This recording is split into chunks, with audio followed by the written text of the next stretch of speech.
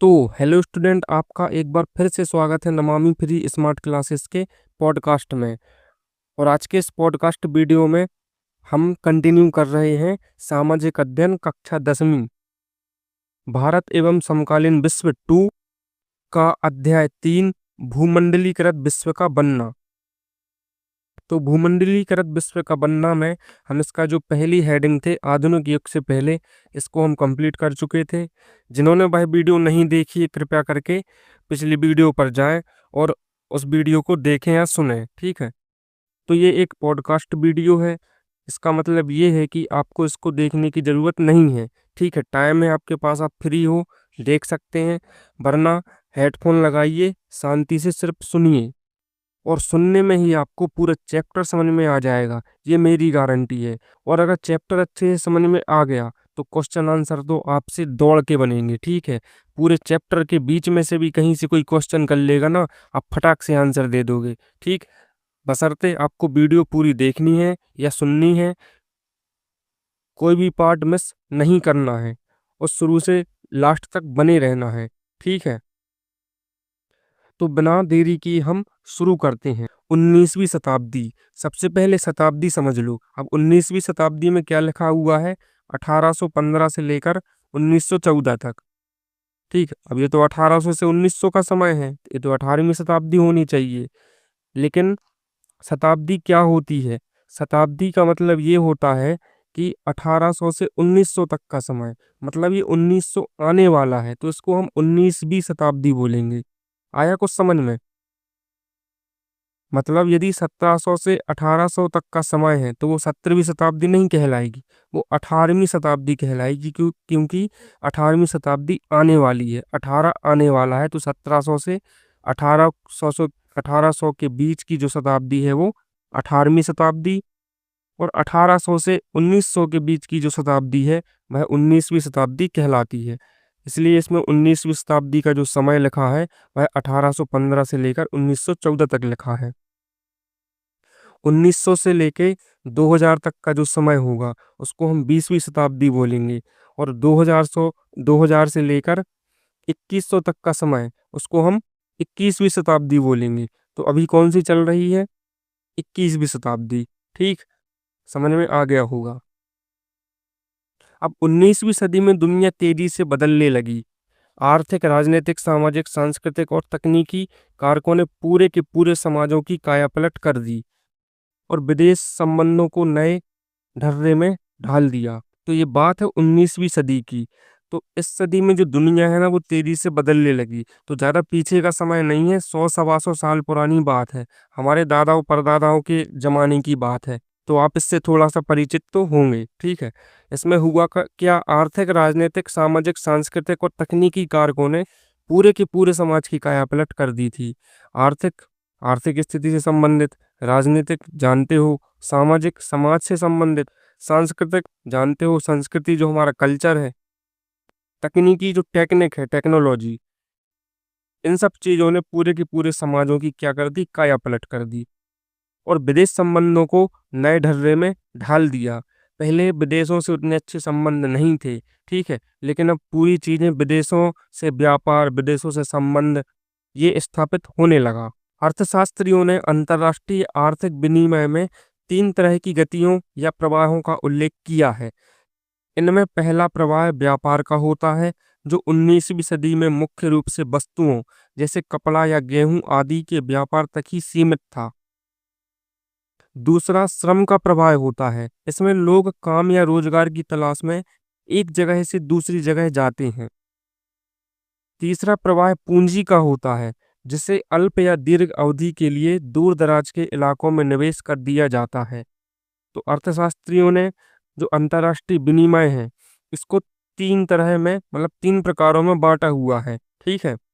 तो पहला प्रवाह किसका है? व्यापार का, जो 19वीं सदी में जो मुख्य रूप से क्या वस्तुएं थी, जैसे कपड़ा या गेहूं, इनका मतलब यहीं तक ही व्यापार सीमित था। जो दूसरा प्रकार है वह श्रम का है, ठीक है। इसमें काम या रोजगार की तलाश जारी हुई, लोग अपने घरों को छोड़कर दूसरे स्थानों तक जाने लगे, मतलब पलायन करने लगे।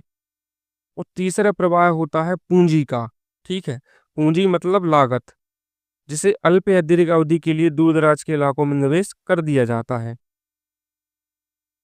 ये तीनों तरह के प्रवाह एक दूसरे से जुड़े हुए थे और लोगों के जीवन को प्रभावित करते थे। कभी-कभी इन कारकों के बीच मौजूद संबंध टूट भी जाते थे। उदाहरण के लिए वस्तुओं या पूंजी की आवाजाही के मुकाबले श्रमिकों की आवाजाही पर प्रायः ज़्यादा शर्तें और बंदिशें लगाई जाती थीं। अब ये जो तीनों प्रवाह थे, एक दूसरे से तो जुड़े हुए थे और लोगों के जीवन को भी प्रभावित करते थे। लेकिन कभी-कभी क्या होता था कि इनके जो नियम कानून हैं वो तोड़ दिए जाते थे। मतलब इनके बीच जो मौजूद संबंध है वो टूट भी जाते थे।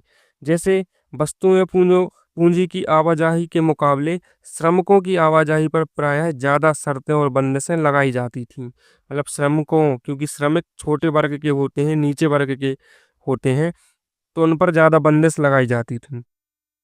वैसे शुरू से ही इनका शोषण होता आया है, अब इस बारे में हम बात नहीं करेंगे। फिर भी यदि हम इन तीनों प्रवाहों का एक साथ अध्ययन करें, तो 19वीं सदी की विश्व अर्थव्यवस्था को ज़्यादा अच्छी तरह समझ सकते हैं। पहले हमें इनका एक साथ अध्ययन करना है, तो उस सदी की जो विश्व की जो अर्थव्यवस्था थी, उसको हम थोड़ा अच्छे से समझ सकते हैं। ठीक, अब इसमें है 2.1 विश्व अर्थव्यवस्था का उदय। जो विश्व की अर्थव्यवस्था है, उसका उदय होना चालू हो गया। इस विषय को समझने के लिए सबसे पहले औद्योगिक यूरोप में खाद्य उत्पादन और उपभोग के बदलते रुझानों पर विचार करें तो बेहतर होगा। सामान्य रूप से सभी देश भोजन के मामले में आत्मनिर्भर होने का प्रयास करते रहे हैं, लेकिन 19वीं सदी के ब्रिटेन की बात अलग थी। अगर उस समय ब्रिटेन खाद्य आत्मनिर्भरता के रास्ते पर चलता, तो वहाँ के लोगों का जीवन स्तर गिर जाता और सामाजिक तनाव फैलता। तो इस विषय को समझने से पहले हमें क्या समझना पड़ेगा? औद्योगिक यूरोप में खाद्य उत्पादन और उसका उपभोग, ठीक है? मतलब वहाँ पर जो खाद्य पदार्थों का उत्पादन और उसका उपभोग, उपभोग का मतलब होता है भोग करना, मतलब लेना, ठीक है? उसको खर्च कैसे कर रहे हैं? तो उस पर हमें थोड़ा उनकी जो रुझान है, जो उनके बदलते रुझान है, उस पर हमें थोड़ी-सी चर्चा करनी होगी, तभी बेहतर होगा। सामान्य रूप से सभी देश क्या करते हैं भोजन के मामले में? आत्मनिर्भर होने का प्रयास करते हैं, लेकिन 19वीं सदी के ब्रिटेन की बात ही अलग थी। उस समय ब्रिटेन खाद्य आत्मनिर्भरता के रास्ते पर चलता, तो वहाँ के लोगों का जीवन स्तर गिर जाता। तो उसने क्या किया, खाद्य पर आत्मनिर्भरता नहीं बनाई, ठीक है? दूसरी चीज़ें उसने एक्सेप्ट की, जो हम आगे पढ़ेंगे। यदि वो खाद्य निर्भरता पर अपना देश चलाता, ठीक है, तो उनके लोगों का जीवन का स्तर गिर जाता और सामाजिक तनाव भी फैलता। आइए देखें कि इस आशंका के पीछे का क्या कारण था, ठीक है? हम देखते हैं इसका कारण क्या है। 18वीं सदी के आखिरी दशकों में ब्रिटेन की आबादी तेजी से बढ़ने लगी थी। नतीजा क्या हुआ? देश में भोजन की मांग भी बढ़ी। जैसे-जैसे शहर फैले और उद्योग बढ़ने लगे, कृषि उत्पादों की मांग भी बढ़ने लगी। कृषि उत्पाद महंगे होने लगे। दूसरी तरफ बड़े भूस्वामियों के दबाव में सरकार ने मक्का के आयात पर भी पाबंदी लगा दी थी।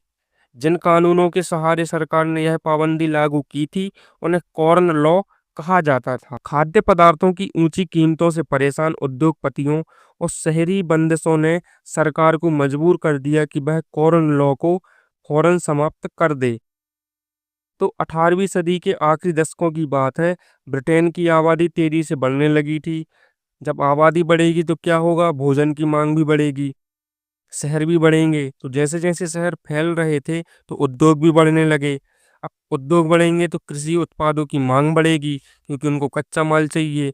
भीड़ बढ़ रही तो उनको खाना चाहिए और कृषि उत्पाद क्या होने लगे? महँगे। अब ये आपको अच्छे से पता है, अर्थव्यवस्था का एक सीधा-सा नियम है, डिमांड इक्वल टू महँगाई। मतलब जिस चीज़ की डिमांड जितनी ज़्यादा होगी, उसकी महँगाई ऑटोमेटिक बढ़ने लगेगी। जिस चीज़ की डिमांड ही नहीं होगी, वो सस्ते दामों में बिकता है। दूसरी तरफ बड़े भूस्वामियों के दबाव में सरकार ने क्या किया? मक्का के आयात पर भी पाबंदी लगा दी। ये जानबूझकर ऐसा करते थे ताकि भाई उसके आयात पर पाबंदी लगाएंगे, मतलब वो मतलब उसकी शॉर्टेज बना रहे थे, वो शॉर्टेज बनाएंगे, मतलब उसकी डिमांड बढ़ेगी, डिमांड बढ़ेगी तो महंगाई बढ़ेगी, उनको फायदा होगा। तो जिन कानूनों के सहारे सरकार ने यह पाबंदी लागू की थी, उसको हम बोलते हैं कॉर्न लॉ। मतलब कॉर्न पे एक लॉ बना दिया। लेकिन जब खाद्य पदार्थों की कीमतें ऊंची होने लगी, तो उससे जो परेशान उद्योगपति थे और शहर की जो बंदिशें थी, ठीक है, इसने सरकार को मजबूर कर दिया कि उसने कॉर्न लॉ को फौरन समाप्त कर दिया। कॉर्न लॉ के निरस्त हो जाने के बाद बहुत कम कीमत पर खाद्य पदार्थों का आयात किया जाने लगा। आयातित खाद्य पदार्थों की लागत ब्रिटेन में पैदा होने वाले खाद्य पदार्थों से भी कम थी। ये मिला कारण। फलस्वरूप ब्रिटिश किसानों की हालत बिगड़ने लगी, क्योंकि वे आयातित माल की कीमत का मुकाबला नहीं कर सकते थे। विशाल भूभागों पर खेती बंद हो गई, हजारों लोग बेरोजगार हो गए, गांवों से उजड़ कर वे या तो शहरों में या दूसरे देशों में जाने लगे। कॉर्न लॉ तो हो गया निरस्त, तो उसके बाद अब क्या होगा? कम कीमतों पर खाद्य पदार्थों का आयात किया जाने लगा। आयात मतलब होता है आना, किसी दूसरे देश से आना। निर्यात का मतलब होता है यहाँ से जाना। तो आयातित खाद्य पदार्थों की जो लागत थी, जो ब्रिटेन में पैदा होने वाले खाद्य पदार्थ थे, उनसे भी कम थी। फलस्वरूप क्या हुआ? ब्रिटिश किसानों की हालत बिगड़ने लगी। अब भाई साहब, वही चीज सस्ते में बाहर से आ रही है, ठीक है, तो लोग बाहर की चीज खरीदेंगे, अपने लोकल के किसानों से खरीदेंगे, है ना? पॉइंट की बात, ठीक। इनकी हालत इसलिए बिगड़ने लगी क्योंकि वे आयातित माल की कीमत का मुकाबला ही नहीं कर पा रहे थे, ठीक है। तो विशाल भूगा भागों पर खेती बंद हो गई, हजारों लोग बेरोजगार हो गए। बेरोजगारी फैलेगी तो शहर छोड़ के यहाँ के वहां जाएंगे, ठीक। जब खाद्य पदार्थों की कीमतों में गिरावट आई, तो ब्रिटेन में उपभोग का स्तर बढ़ गया। 19वीं सदी के मध्य से ब्रिटेन की औद्योगिक प्रगति काफी तेज रही, जिससे लोगों की आय में वृद्धि हुई। इससे लोगों की जरूरतें बढ़ीं। खाद्य पदार्थों का और भी ज्यादा मात्रा में आयात होने लगा। पूर्वी यूरोप, रूस, अमेरिका और ऑस्ट्रेलिया, दुनिया के हर हिस्से में ब्रिटेन का पेट भरने के लिए जमीनों को साफ करके खेती की जाने लगी। तो क्या हुआ? जब खाद्य पदार्थों की कीमतों में गिरावट आई, तो ब्रिटेन में उपभोग का स्तर बढ़ गया। सीधी सी बात है, आपके पास पैसा ज्यादा है, चीजें सस्ती हैं, ठीक, तो आप क्या करना चाहोगे? उस पैसे को और लगाना चाहोगे? सस्ती चीजें मिल रही ना, पैसा आपके पास पर्याप्त है, मतलब आपकी उपभोग का स्तर है वो बढ़ जाएगा, ठीक है। 19वीं सदी के मध्य से ब्रिटेन की औद्योगिक प्रगति क्या हो गई? काफी तेज हो रही थी, जिससे लोगों की आय में वृद्धि हुई। इससे लोगों की जरूरतें बढ़ी। हम क्या वो बताया अभी कि आपकी यदि आय अधिक होगी, तो आपकी जरूरत भी अधिक होगी। कोई 10,000 रुपये महीने कमाने वाला व्यक्ति 10,000 में आराम से अपना घर चला लेता है और उसमें से ही बचत कर लेता है।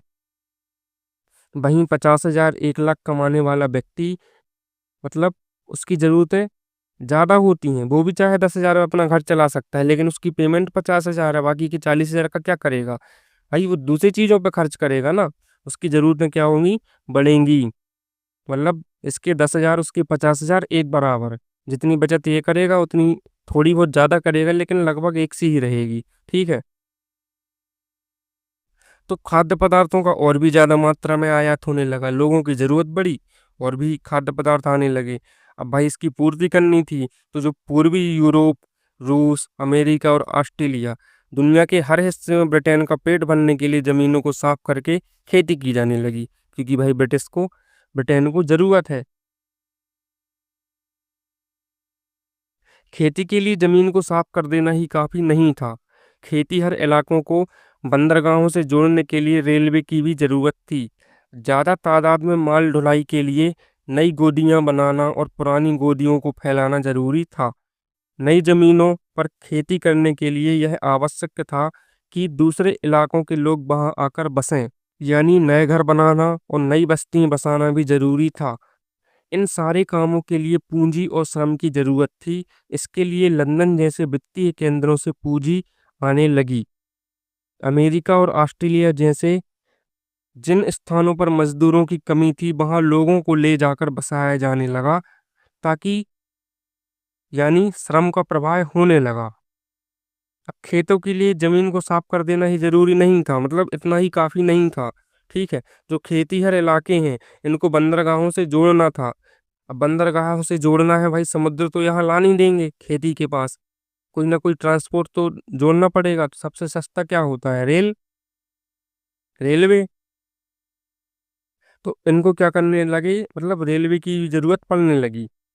और ज्यादा तादाद में माल ढुलाई के लिए क्या करना, नई गोदियां बनाना और पुरानी गोदियों को फैलाना।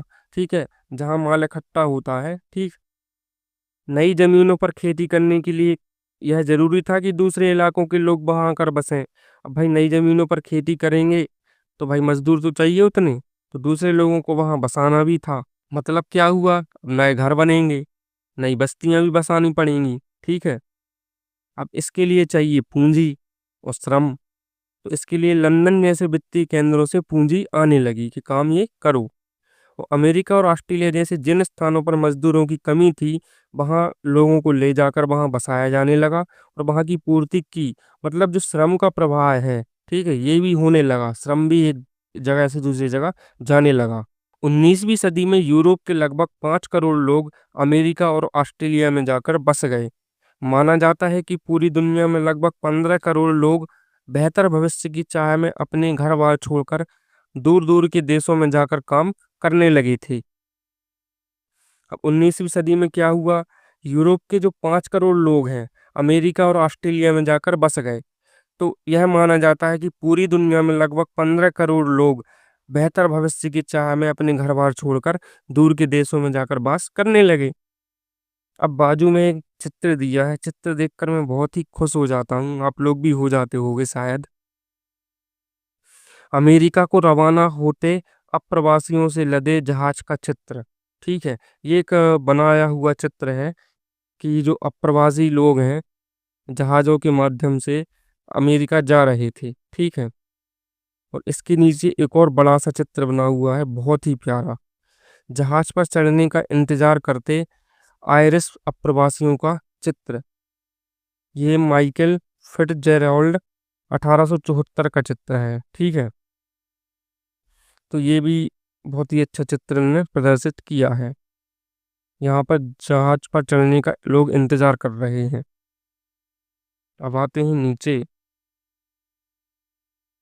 1890 तक एक वैश्विक कृषि अर्थव्यवस्था सामने आ चुकी थी।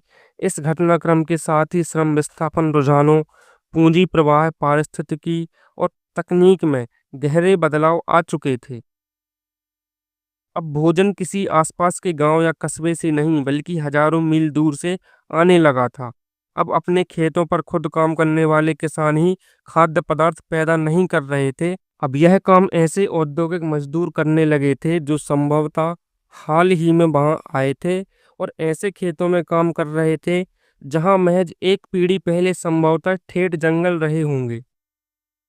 खाद्य पदार्थों को एक जगह से दूसरी जगह पहुंचाने के लिए रेलवे का इस्तेमाल किया जाता था। रेल का नेटवर्क इसी काम के लिए बिछाया गया था।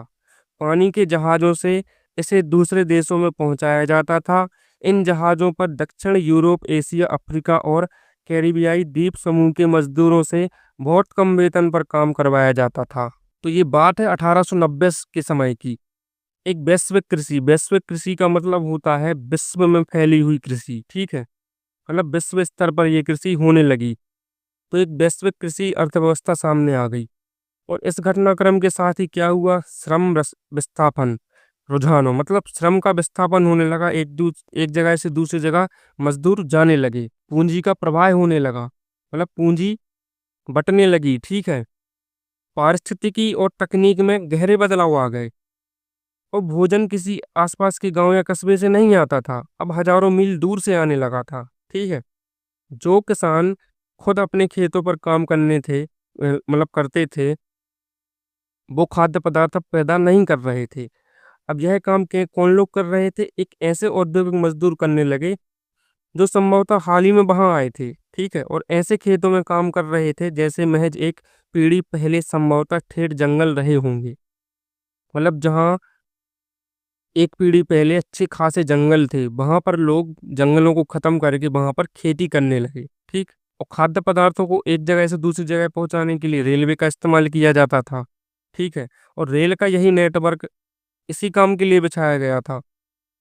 तो पानी के जहाज से इसे दूसरे देशों में पहुंचाया जाता था। अब भाई समुद्र में रेल तो चलेगी नहीं, तो इन जहाज़ों पर दक्षिण यूरोप, एशिया, अफ्रीका और कैरिबियाई द्वीप समूह के मजदूरों से बहुत कम वेतन पर काम करवाया जाता था। तो मजदूरों के साथ उस टाइम यही होता था, उनसे बहुत ही कम वेतन पर काम करवाया जाता था, क्योंकि वो दूसरे देश से उठाकर यहाँ ले जाए जाते थे और फिर उनसे काम करवाया जाता था जबरदस्ती, ज़्यादा काम कम वेतन। बहुत छोटे पैमाने पर ही सही, लेकिन इसी तरह के नाटकीय बदलाव हम अपने यहाँ पंजाब में भी देख सकते हैं।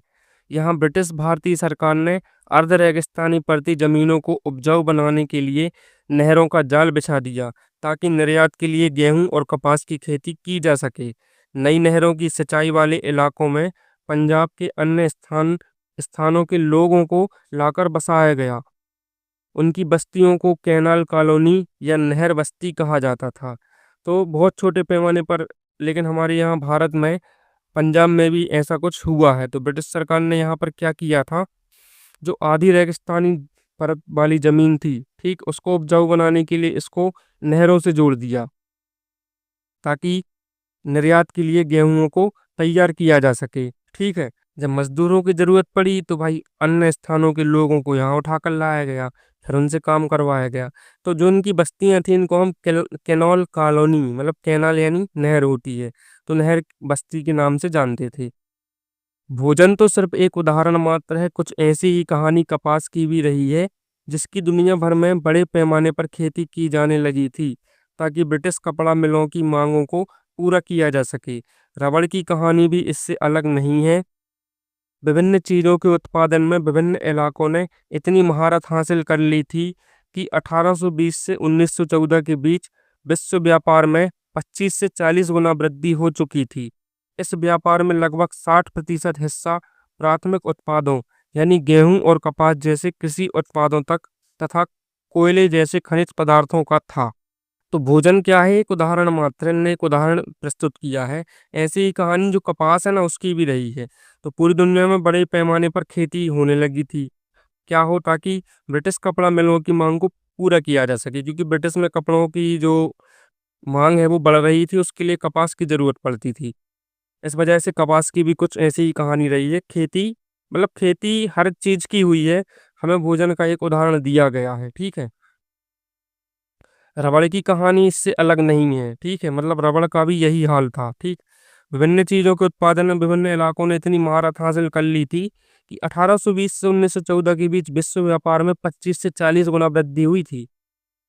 ठीक, मतलब इतनी ज्यादा खेती होने लगी, इतना ज्यादा व्यापार फैलने लगा कि जो विश्व व्यापार है उसमें 25 से लेके 40 गुना तक वृद्धि हो गई थी। और इस व्यापार में लगभग 60% हिस्सा किसका था, प्राथमिक उत्पादों। प्राथमिक उत्पाद यानी गेहूं और कपास जैसे कृषि उत्पाद या कोयले जैसे खनिज पदार्थों का था। ठीक है। अब 2.2 तकनीक की भूमिका। तकनीक यानी टेक्नोलॉजी। तो टेक्नोलॉजी की क्या भूमिका रही, इसमें हम समझेंगे। इस घटनाक्रम में तकनीक की क्या भूमिका रही। रेलवे, भाप के जहाज, टेलीग्राफ, ये सब तकनीकी बदलाव बहुत महत्वपूर्ण रहे। उनके बिना 19वीं सदी में आए परिवर्तनों की कल्पना नहीं की जा सकती थी। तकनीकी प्रगति अक्सर चौतरफा सामाजिक, राजनीतिक और आर्थिक कारकों का परिणाम भी होती थी। उदाहरण के लिए औपनिवेशीकरण के कारण यातायात और परिवहन साधनों में भारी सुधार किए गए। तेज चलने वाली रेलगाड़ियां बनी, बोगियों का भार कम किया गया, जलपोतों का आकार बढ़ा, जिससे किसी भी उत्पाद को खेतों से दूर दूर के बाजारों में कम लागत और ज्यादा आसानी से पहुंचाया जा सके। तो इन सब चीजों में टेक्नोलॉजी का क्या योगदान रहा, इसमें ये अच्छे से बताया गया है। मतलब जो मैंने पढ़ा वो आपको समझ में तो आया होगा, फिर भी एक बार रिपीट कर देता हूँ। जैसे रेलवे हो गया, भाप के जहाज हो गए, टेलीग्राफ। टेलीग्राफ क्या होता है, पहले एक स्थान से दूसरे स्थान संदेश पहुंचाने के लिए सबसे पहले तो भाई वो चिट्ठियां चलती थी। ठीक है, उससे भी पहले कबूतर चलते थे राजा महाराजाओं के समय।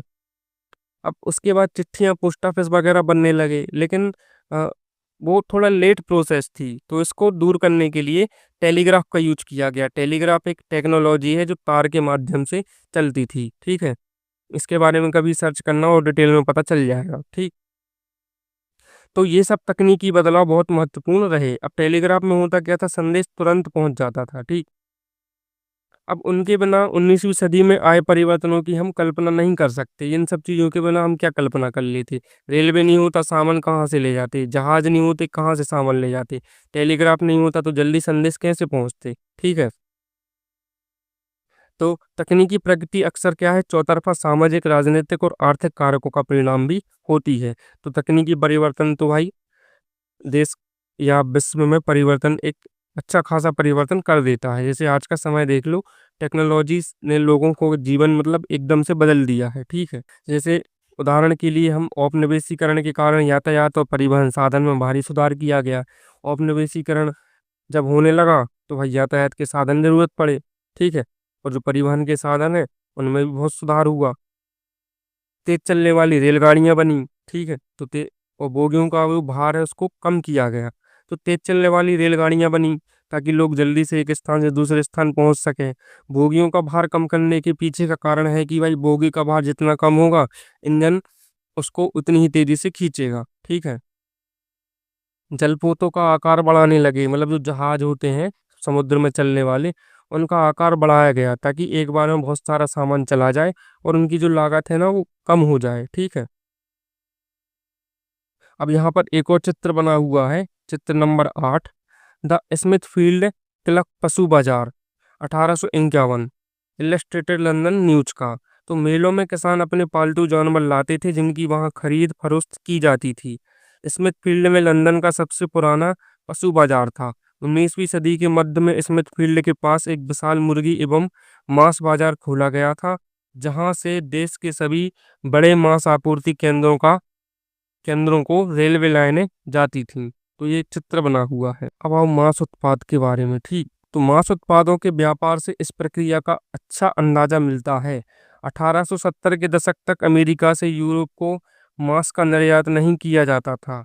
उस समय केवल जिंदा जानवर ही भेजे जाते थे जिन्हें यूरोप ले जाकर ही काटा जाता था। लेकिन जिंदा जानवर बहुत ज्यादा जगह घेरते थे। बहुत सारे तो लंबे सफर में मर जाते थे या बीमार पड़ जाते थे। बहुतों का वजन गिर जाता था या वे खाने के लायक नहीं रह जाते थे। इसी वजह से मांस खाना एक महंगा सौदा था और यूरोप के गरीबों की पहुंच से बाहर था। दूसरी तरफ ऊंची कीमतों के कारण मांस उत्पादों की मांग और उत्पादन भी कम रहता था। नई तकनीक के आने पर यह स्थिति बदल गई। पानी के जहाज़ों में रेफ्रिजरेशन की तकनीक स्थापित कर दी गई, जिससे जल्दी खराब होने वाली चीज़ों को भी लंबी यात्राओं पर ले जाया जा सकता था। तो मांस उत्पादन में क्या हुआ, 1870 के दशक की बात है, ठीक है। तो अमेरिका से जब यूरोप मांस का निर्यात नहीं किया जाता था, उस समय जिंदा जानवर भेजे जाते थे। अब जिंदा जानवर भेजने से समस्या क्या होती है कि कई जानवर तो उसी में मर जाते हैं, क्योंकि जानवरों को भेजने में जो प्रोसेस है वो आपने देखी होगी कि एक बंद किसी बॉक्स में बहुत सारे जानवर ठूंस दिए जाते हैं। तो गर्मी कुछ तो वो गर्मी से ही मर जाते हैं। दूसरी चीज, जिंदा जानवर को ले जाने के लिए क्या होगा, जगह ज़्यादा चाहिए। और इसमें एक समस्या ये भी थी कि जानवर मर जाते थे या बीमार पड़ जाते थे, या उनकी हालत ऐसी हो जाती थी कि उन वो खाने लायक उनके अंदर मांस ही नहीं बचता था, ठीक है। तो मांस खाना क्या हो गया था, बहुत महंगा हो गया था। तो अब मांस खाना जो गरीब लोग थे उनकी पहुंच से दूर हो गया। जो यूरोप में गरीब लोग थे वो मांस का सेवन नहीं कर पा रहे थे क्योंकि महंगा हो गया था। तो उसके लिए उन्होंने क्या किया कि जहाज़ों में रेफ्रिजरेशन की टेक्निक का इस्तेमाल किया, ठीक है। तो उससे होता क्या था कि जानवरों को जिंदा ना पहुंचाकर अब उनका मांस पहुंचाया जाने लगा, और रेफ्रिजरेटर उसमें बने रहते थे जिससे मांस खराब नहीं होता था। तो उसका उत्पादन भी बढ़ा और लोगों में इसका मतलब सभी लोगों में इसका जो वितरण है वो अच्छे से होने लगा, और ये जो महंगाई थी ये भी कम होने लगी। इसके बाद तो जानवरों को यात्रा से पहले ही मारा जाने लगा। अमेरिका, ऑस्ट्रेलिया या न्यूजीलैंड सब जगह से जानवरों की बजाय उनका मांस ही यूरोप भेजा जाने लगा। इससे न केवल समुद्री यात्रा में आने वाला खर्च कम हो गया, बल्कि यूरोप में मांस के दाम भी गिर गए। यूरोप के गरीबों को ज़्यादा विविधतापूर्ण खुराक मिलने लगी। पहले उनके पास सिर्फ आलू या ब्रेड होते थे, अब बहुत सारे लोगों के भोजन में मांसाहार, मक्खन और अंडे भी शामिल हो गए। जीवन स्थिति सुधरी तो देश में शांति स्थापित होने लगी और दूसरे देशों में साम्राज्यवादी मंसूबों को समर्थन मिलने लगा। और बाजू में इसका एक चित्र बना है, मांस को अलेक्जेंड्रा जलपोत पर लादा जा रहा है।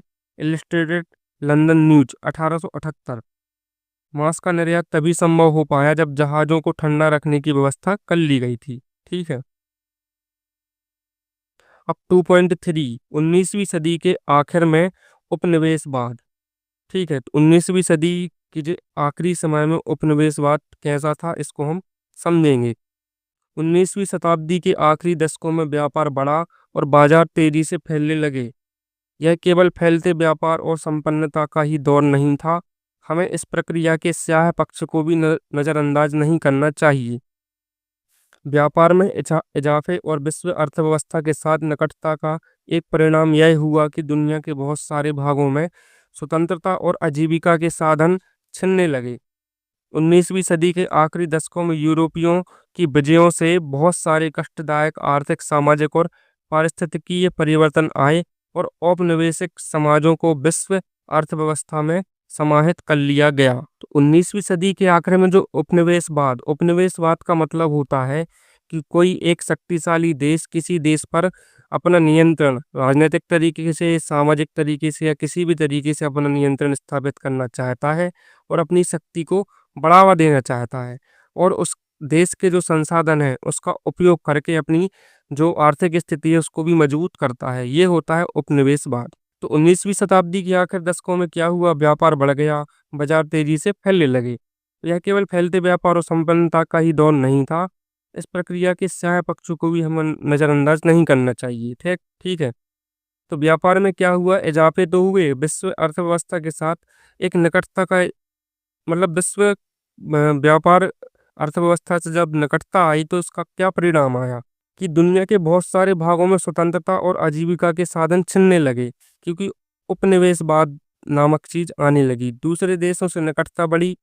ठीक है। अब भारत का ही एक उदाहरण लेते हैं। भारत में क्या विदेशी आए, ठीक है, जहां से ब्रिटिश लोग आए तो धीरे धीरे करके आए, अपना उन्होंने व्यापार स्थापित किया।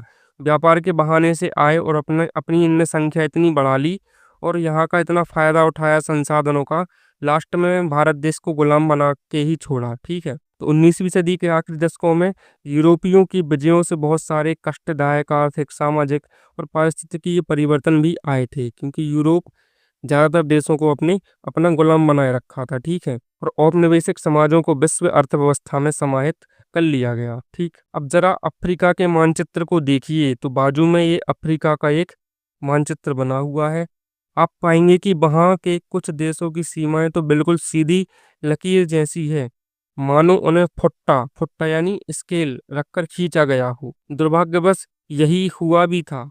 अफ्रीका पर कब्जे की कोशिश में लगी प्रतिद्वंदी यूरोपीय ताकतों ने अपने अपने इलाकों बांटने के लिए प्रायः इसी तरीके का सहारा लिया था। 1885 में यूरोप के ताकतवर देशों की बर्लिन में एक बैठक हुई जिसमें अफ्रीका के नक्शे पर इसी तरह लकीरें खींचकर उसको आपस में बांट लिया गया था। ठीक है।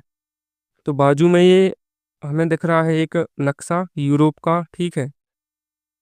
अब इसमें देखो कहीं कहीं आपको ये सीधी लकीरें दिखेंगी, जैसे एक ये है, ये दिख रही है। ठीक है। और बहुत सी जगहों पे देखो ये इस तरीके की सीधी लकीरें दिख रही हैं। देखो ये देखो यहाँ। तो इसका मतलब क्या है, जैसे ये भी देखो यहाँ बहुत सी जगह पर देखो ये जैसे ये प्लाट काट के बेचे गए हों, इस तरीके की लाइनें बनी हैं।